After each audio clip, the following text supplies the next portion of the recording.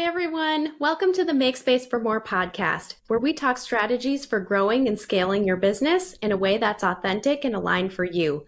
I'm your host, Melissa Swink, and I am very excited to be joined by Alina Stansu from the UK across the pond, as she is the founder of the Orange Notebook. I will introduce her formally in a moment.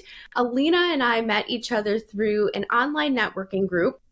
I know many of us, as we were growing our businesses, we started off with some in-person networking, and certainly since COVID and beyond that, now that we're kind of out of that phase in our lives, we're able to connect with so many people around the world. And I think we've learned how to do that even better since the pandemic happened. And so I've been doing some online networking over the last several months and was grateful to have met Alina. We've had so many great conversations together. I actually joined in on one of her mastermind calls last week, which was fantastic. Met a whole bunch of wonderful people from all over the place during that call. So I've been talking a lot about the impactful conversations I've been having with others, and I've been sharing that with you on the podcast. And so this is born out of some of those conversations. But without further ado, I'm going to introduce Alina and have her share a little bit more about herself and her company. And then we're going to talk about lead generation. So this is something that Alina and her business partner do very, very well, but that was not always the case. And there were some lessons learned in terms of outsourcing this aspect. And we're going to talk about some of the tips and maybe the mistakes that have happened along the way, and certainly share about where they're headed going forward here. So Alina has over a decade of content and PR expertise, a degree in marketing, advertising, and PR, and has previously set up the entire PR department for a cybersecurity startup in the UK. At the Orange Notebook, she helps founders understand their own identity in relation to their business and translate that into the brand identity and the vision they hold for the business. Alina, welcome. Thank you so much for joining us today. Thank you so much for having me, Melissa. It's been lovely meeting you and having those conversations with you. Absolutely. Absolutely. So I know you and I have talked many times, but for our audience, do you want to just, share a little bit more about you and where you're located, and then we can dive into some of the business things? Yeah, absolutely. So the Orange Notebook was a business started by 3 Romanian friends. So I guess that's the fun aspect of it. But we're based in the UK, and we serve largely US client base. So we're a little bit cosmopolitan here in that sense. But I guess it started because we left Romania, we left to study, we met at university. As any great friendship story starts, we couldn't stand each other when we first met, so opposites attract and all that. But we became friends and then went off to start the business. Because we started in the middle of the pandemic, for us, it was quite natural to just connect with people everywhere remotely. So it didn't really make a difference. We couldn't go locally to network anyway. And that's kind of how we started to gain our first few clients in the UK and the US. And from then on, we kept networking over in the States. And that's kind of how we got to have a client base over there. That is fantastic. So tell me a little bit, just to back up. So you and your co-founders met at university, and then eventually you started this business. What made you decide to start a business together? Yeah, so it started off as 3 co-founders, but it's 2 of us now. Mm-hmm. So we met 15 years ago. We studied together. We then went off on our corporate career paths. Each one of us in marketing in different areas, marketing, PR, advertising, and we were doing okay on the corporate ladder. But then one day we were out for lunch, as you do with friends, and having a drink, and we were, putting down our dreams, talking out loud about our dreams and our hopes, and how nice would it be to actually work together and Corina at the time had this orange notebook. She had it from a conference. And she had this orange notebook with her. She pulls it out and starts making notes. And those notes, by the end, pretty much became a business plan. And the thing was, at the time, things weren't bad enough to make us make a change. So food came, the drinks came, the notebook went back into the bag and kind of stayed there for the next 2 years. That was in 2015. And we didn't pick it back again until the pandemic came. And we were in a pretty bad situation at that time, pretty toxic workplace that didn't feel good, didn't do us good. And at that point, because I think it matters the fact that we had come over from Romania to study and to build a life and build different opportunities for ourselves. And so at that point, we were just as good as it gets. And I guess we weren't very happy with the answer. So we said, you know what, maybe it's time for the orange notebook. Maybe now's the time. And full on pandemic, the most uncertain economic context, and I'm sure a lot of your audience is going to relate to this, where everybody was hanging on to their jobs for dear life, we decided this is the moment to register the orange notebook. And we registered with absolutely nothing. Nothing. So much so that looking back at what we did then, it was foolish. It was, if I could give myself the advice to do it easier, I absolutely would. You know, that's interesting, though, that you bring that up. So there's a couple of things that I wanted to unpack based on what you told us so far about your business journey. I have heard from a couple of people who have started businesses during, recessions and not so great economic times, that's one of the best kept secrets to starting a company, because it's like, if you can establish yourselves and grow from that, you can survive a lot. I guess it's double-edged sword. I'm not saying no, and some people can capitalize on recessions, on pandemics, on things bad things that happen in a really good way, or they can create solutions that become viable business propositions. Very true. But for us, I guess it was a time of you sink or swim, and I don't know how it is for others. I guess for us, it was just a story of a hell of a lot of resilience and grit. And yeah, that's really all I can tell you. We really wanted to make it. I guess that's all I can say from our side. And you had bills to pay. At the end of the day, you had bills to pay. So it was, if we're doing this, we're all in. It's like burning the ships. Like, we've left our jobs. This is the option. Like, this is where we're headed. And I always find it fascinating how the money and the clients always show up.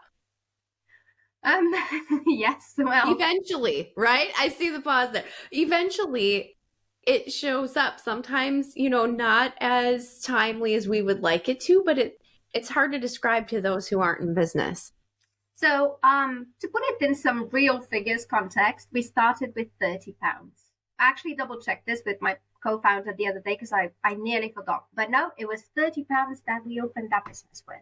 Nothing else. And when I say nothing else, I mean there were just 3 months of wages in the bank. The end.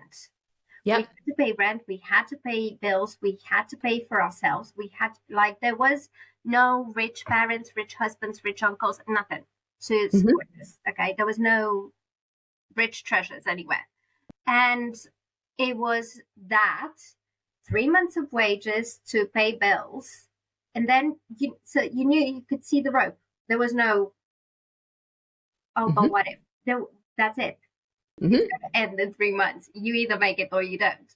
Yes. And the way that the money showed up was, I guess we really, really, really did our best to put ourselves out there to get that money in, to make it happen. We had really good projects, funnily enough, from month 2-ish, 3, and then from then on, we were able to get more clients on board and to pay wages, and like we're in a different place now. But Congratulations, though. well, thank you. That's an amazing feat for anyone, and much less during a global pandemic. So one thing that I know that we have talked about at length in our previous conversations is lead gen. So there's a couple of different aspects of lead gen that I'd love to have you share with our audience. So first of all, this is something that you and your co-founder have done really, really well. Like, you have developed a great way to really engage people on LinkedIn in a way that is not spammy or salesy, because I don't know about you, but certainly, many of our audience members can relate that I'm getting lots of messages from people and they're trying to share information with me that I never asked for. All of them are going to make me a 7-figure business owner tomorrow. Like, there's just a lot of stuff on LinkedIn, but you've really found out a way how to cut through all of the noise on LinkedIn. Do you mind sharing maybe some of the things that you've seen success with doing on LinkedIn? But I also want to share then after that it was not always this way, and there was a process for getting to this point. It's painful, one time. Yes, there was. Yeah. Yes, there was. Let's start with the good, and then let's deconstruct it with how we got there. Yeah. Okay, so we do use we do outreach. So we do have a good ratio of inbound versus outbound. I think any business should have that. It's not, oh, let me build it and they will come, because that is a dream that has been sold a lot by content creators. And I'm sorry to say, but a lot of it is bullshit. So as a business, you're going to have to sell. You're going to have to put yourself, and you're going to have to do some outreach as well. Now, how you do that does matter. It does make a difference. Now, with regards to outreach, we do connect with a lot of people in networking events as well, through other initiatives too. But over LinkedIn, what we've used is there is a tool. There are many. I won't name this one in particular, but obviously you can just do a search, you'll find loads. But use an automation tool. I would tell people only after you manually test it. So you manually send out messages to see what actually connects people to you and what doesn't, because otherwise you're going to just waste a lot of money for no good reason. I've heard the same thing about doing ads as well. Like, test out the content first before you create this ad and you think it's perfect and you spend, however much on putting it out there, and the messaging just doesn't land. It doesn't resonate. So I love that idea of, before you go all in and start sending large amounts of messages and using a tool, let's test it out and let's see if it gets a response.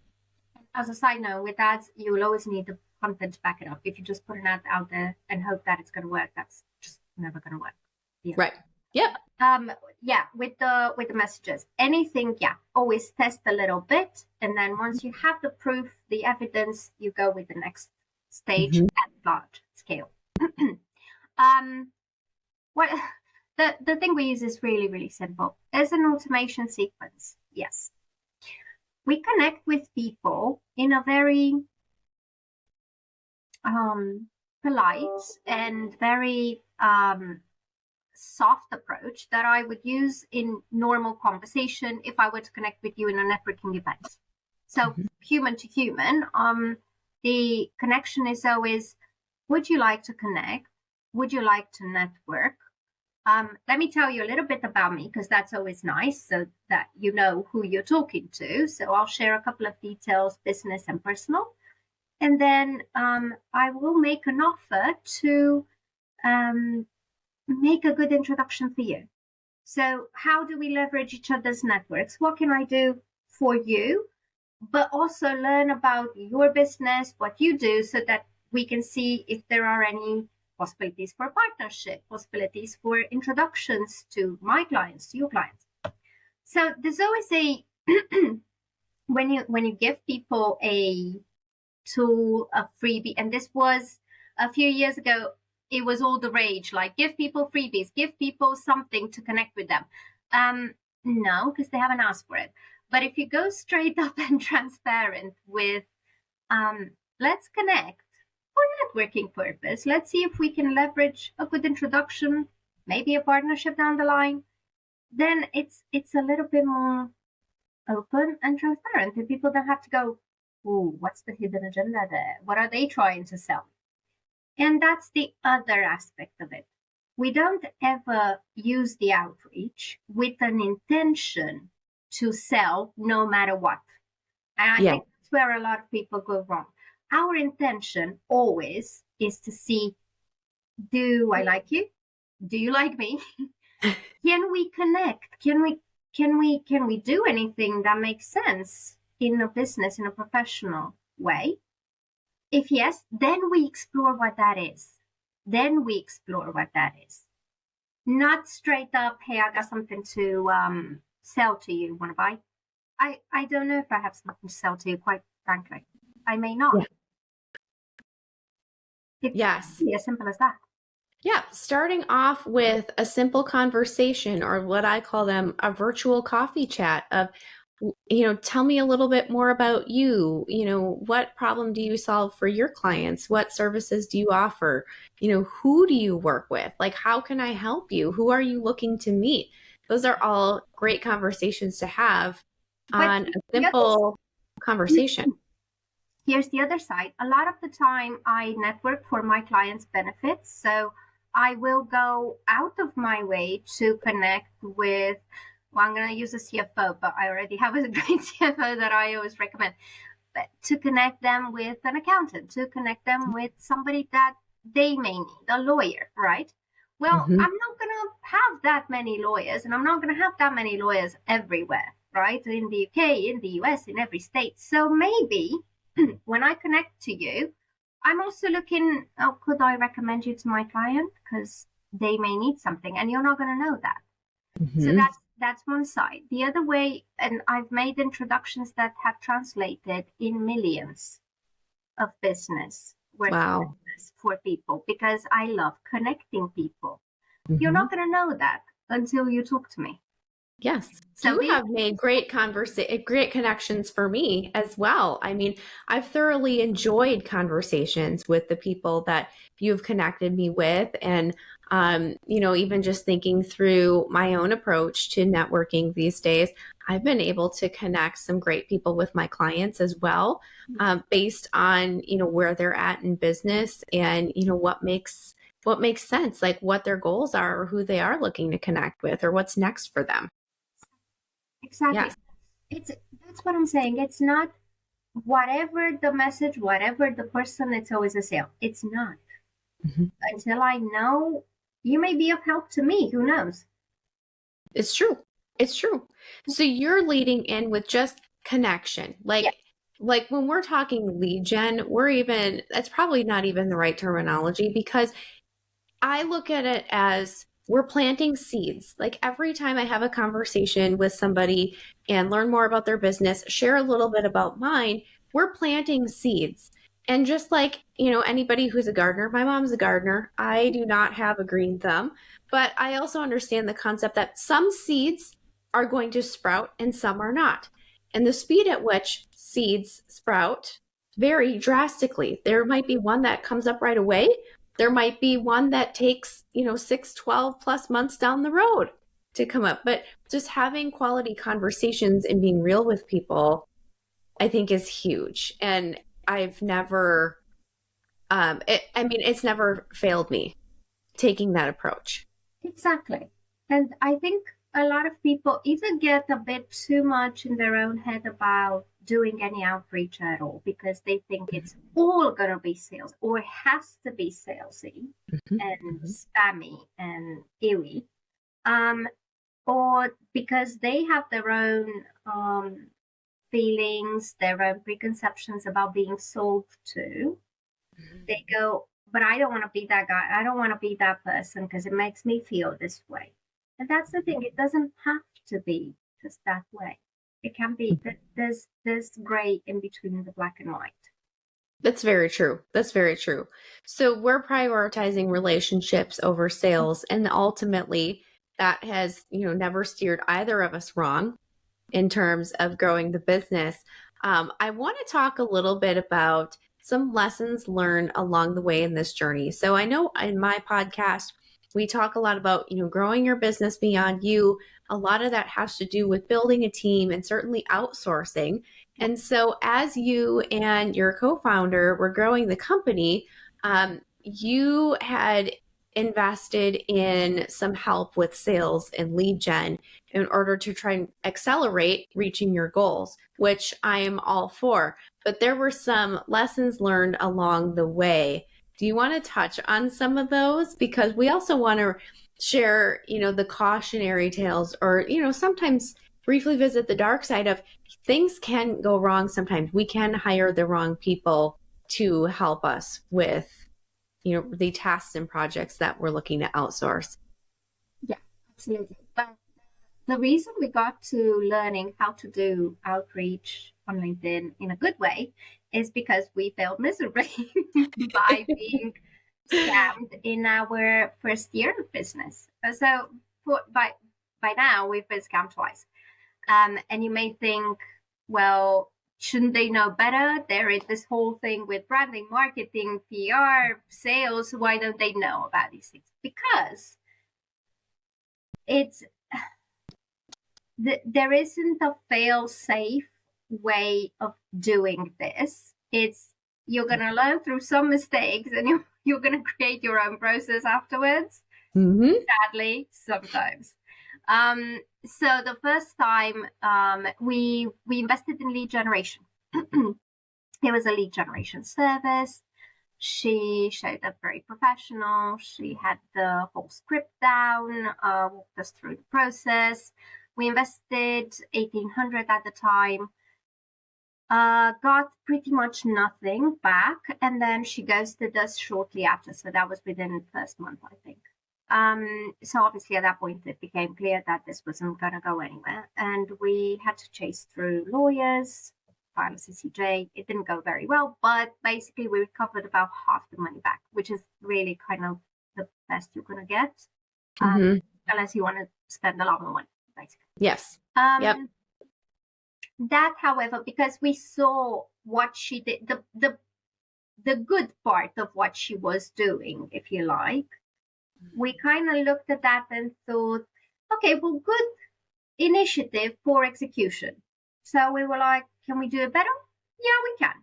And that's kind of how the whole, let's find the tool, let's try the messaging manually, let's see if we can connect. And we did. And then from there on, and we've been doing this for 3 years now, this is an approach that gave us very good results. So other than a great number of partnerships, friendships, networks that we were able to gain through this, we also had quite a few clients off the back of that. So really poor start, really bad story, good results in the end, I guess. I was going to say there were benefits and there were good things that came out of that learning experience for sure. Yes. Second time round. So you hired somebody who it seemed like they had good intentions. The execution phase of that just kind of fell apart. It seemed they had good intentions. They didn't in the end. They didn't. Yeah. Yeah. That's so, as a service provider, I know you and I have talked about this. As service providers, that just breaks my heart, because I feel like we put so much time and energy into gaining trust. And I feel like abusing that trust is just never okay. But anyway, so you hired the wrong person. You took those lessons and you started doing your own outreach. And then at some point you decided to try again with another service provider, right?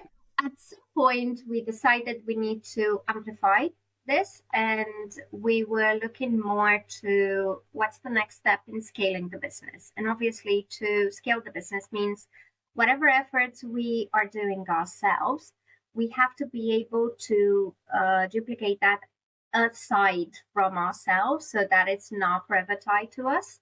And I'm sure a lot of business owners have hit that conundrum at some point. It's like, okay, well, what I'm doing is working, but it can't always be me because I'm going to die here. Then at that exactly at that point, you were okay. Well, I need to find people that can help me do this. On this occasion, it was worse, and it burned far worse because, well, the investment was much higher to begin with, but we had already been burnt, so we were already coming in with our trust, and we made that very clear. Mm-hmm. And I think it was double painful on one side, on obviously the financial side, but on the other side, because it was literally our trust being betrayed at that point, because we came to you, we told you this was the situation. You seemed as if you were caring about that, and then no. And so we came to find out a lot more bad things after things have gone down the drain. But it was 4 months of pretty much up and down and waiting for things to happen, and very unprofessional behavior, and lots of really bad signs along the way, to put it okay. What were some of the signs that you were seeing, just out of curiosity? Okay, so very poor communication, very poor customer experience, being late for meetings, canceling meetings, not answering emails or messages on WhatsApp when the agreement was we communicate over WhatsApp. Us making a lot of information or materials that we were asked available, only to then be asked if we've done the materials. And so obviously nobody had checked in, nobody had looked over. Oversights like leaving customer data in a folder, really bad things. Lots of red flags. And ultimately, the results weren't there, because we were supposed to get very clear results. They weren't happening. There was a lot of being misled from one meeting to the other, from 1 week to the other. And then the report that we were supposed to get was just never had been updated. The same 7 leads that were on that spreadsheet to begin with, that was what we ended with in 4 months. Okay. Appalling. Yeah. Oh my goodness. So lots of lessons learned with hiring the wrong people. Now, as you continue growing and scaling your company, which I know you have goals that you're working towards, through this year and, the next several, you have a very solid plan in place. Are you looking at, what else are you looking to outsource, or what are you going to be investing in next in order to support that growth? Well, I'm not, both of us, we're not going to back off from scaling the business. We're not going to detract, even though this was quite impactful, we're not going to detract from trying to find the right people. So I guess in that respect, it helped us clarify a bit more what those people should look like, what those agreements should look like, what are the processes for it. Because we're not going to stop from trying to find the right people. We have a couple of people in place now to do that work, and that is off the back of the very poor experience we had. The next area of investment outsourcing is still going to go towards amplifying the business, towards sales, towards marketing to back it up. Because we have our small operational team, we have the delivery piece in place with all the associates. That's fine, but it's still getting the business out there. That's the area that needs the biggest support. Yeah, so expanding sales and marketing in order to grow and scale. On the delivery side of things, you and your co-founder obviously work very closely with your clients. Do you have others on the team who help with the delivery of the services you're providing as well? Yeah, we do. We have a fantastic team of 7 by now, associates. Very, very experienced people, which I'm very, very proud of, to have in our corner, backing us up. And because we've also got some very good partnerships in place, we've got a software piece that can address the data aspect of our service. And we've also got an advisory firm that we're proud to partner with on the side for bigger, larger projects. That's incredible. Now, you're part of an accelerator program, right? I think you've mentioned it once during our conversation today. So tell us a little bit about that. I'm always curious, like what type of coaching or mentorship or guidance that business owners are receiving while they're growing and scaling as well. Yeah, so the accelerator, I'm very, very proud of it, very happy. The accelerator is here in the UK. It's widely known on a national level, but I don't think it translates very well across in the States. But I'm sure you have your own accelerator programs over there. I absolutely recommend it. I recommend it for the coaching. You're gonna get coaching with your fellow business owners. There will be 10, 12, 20 people at any given time in the room. And you're going to coach each other. You're going to learn from each other. Plus the program managers, they offer coaching. Okay. Plus the mentors. There are also mentors, former alumni or other business owners that offer their services, their support. Plus alumni. So you kind of get coaching and advisory from 4 different areas. Okay. That's not very apparent when you join. So that's really important. But then it's resources, like you're gonna have access to banking resources that you didn't know about. Accounting resources you didn't know about, invoicing systems, process tools. Sometimes they'll bring in somebody from the bank to talk you through something called releasing funds from your accounts receivables. Okay. Not something that you generally typically come across very easily. Sure. Gonna get the bank managers to tell you about what loan options are available, what type of funding is available, what differences there are for businesses. So really a lot of information that you just wouldn't come across. How long is the program? 6 months. Okay. 6 months. So that sounds like like they cover a lot of ground in 6 months. I would imagine it's a fairly significant time commitment for you. Yeah, and there's two of us taking place. So we've decided to have a little bit of a strategy. Quinna goes on the selling workshops, learning events. I go on the funding events. So what do I need to get investment ready? What do investors want to see? What's funding out? What funding options are there? So we're sort of spreading forces a little bit.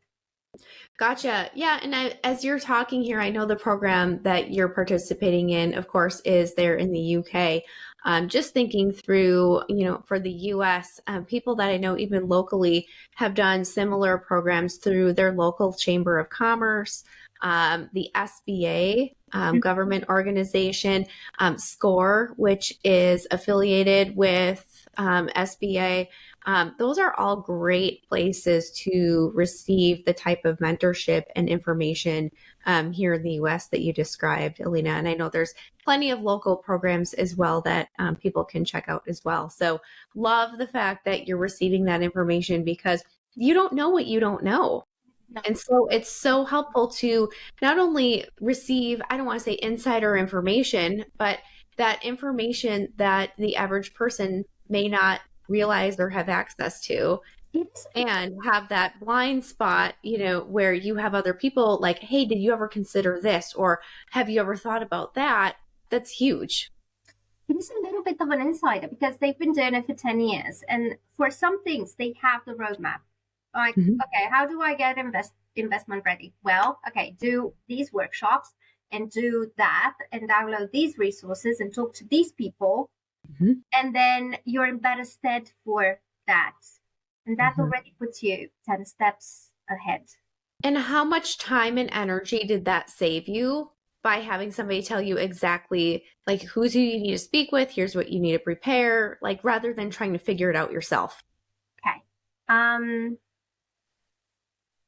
gonna do a poor estimate here, but it's only been a month and a bit, but more or less. Sure. So you're about a month into the program. Month into the program, September it started. And I'm gonna say it saved me probably a whole year of finding out all these resources, all these people, all these places, all these events, because I would have had to do this in parallel to running my business, just like I do now. But like I do now, I do it in a concentrated way. Because 2-3 days a week we're over there, and we have access to 100 business owners at any given time. 3-4 mentors, 3-4 program managers, 5 to 10 different mentors, 2-3 groups of different competencies, capacities, whatever they do in their respective areas. Alumni that have gone through this, been through X, Y, Z, they can share their experience, don't do this, do that, blah, blah. I mean, yeah.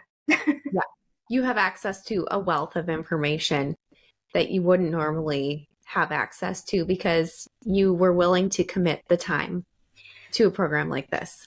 It's not easy. I'll be very, very honest, because you do it in parallel to what you normally do. The day to day, that doesn't go away. The running the business doesn't go away, but it sounds like it is paying off tremendously for you. As we start to wrap up here, I want to give you an opportunity to talk about your Identity 360 program. Can you share a little bit more about that? Like, who is that for? And, how can somebody request something like that if they're interested in working with you and your co-founder and your team at the Orange Notebook? So we offer Identity 360. It was an offer born out of love and experience and our own struggles with our own identity, by the way. But seeing how this gets reflected across everything else in your business is so important. Now, we offered this typically for mature growing businesses, but we're very much looking at the founder's relation to the business. We're very much looking at the founder's relation to their leadership team, how it all reflects back, and how it all translates into your brand strategy, into the visibility efforts you're going to take, your marketing strategy, and so on. If you're wondering why is this important at all, why should we even care about it? It's because if you don't have that identity very clear, if you're not very clear on how it's going to get reflected in your brand, typically things will happen organically. As they do, they will unfold somehow, and you may not like the result you're going to end up with. So what happens usually, and we've seen this, is business owners will go on a journey. They will have their own identity reflected more or less, but not really articulated very clearly. And then they're not very clear about things. That means that their team is not going to be very clear. That means that the results they're going to get are not going to be very consistent. And they're going to wonder, why is my team leaving? Why is my team not behind me? Why is my team not helping me reach the targets I want to reach? And it can have very important financial consequences. It can have very important turnover consequences. And you're going to think, I don't have the team to deliver this very important project. Where have they all gone? Well, if we've not put the time to understand how your identity reflects in your culture and what that means for your brand at large, then you're not going to have the team to be behind you to deliver that project. That's why it's so important. So we say that we're building the #1 identity program because we really are. We are very, very good at identity. We're very good at drawing out those elements and articulating them very clearly for internal use, but also for external reflection. And that's not something that a lot of brand agencies, marketing agencies give a lot of thought to, because a lot of the time they're concerned with the pretty of it, the aesthetics of it. And that's pretty much it. We look a lot more in depth because we felt the consequences of that, and they're not good. They're not pretty at all. The website, looked great. What was happening behind the scenes? Complete shambles.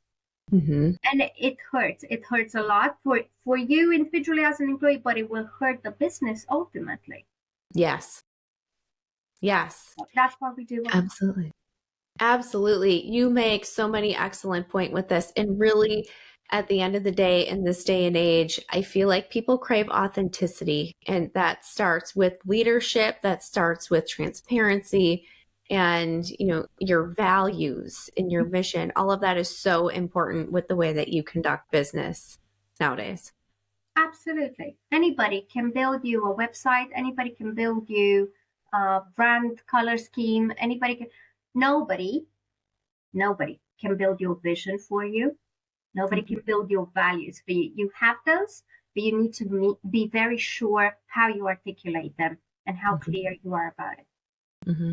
Alina, if somebody is interested in learning more about the Identity 360 program, where can they find that information? And we'll make sure that we put those in the show notes as well. Yeah. So it's on our website, www.theorangenotebook.co.uk. There's a side /to Identity 360, so you can find that in the menu.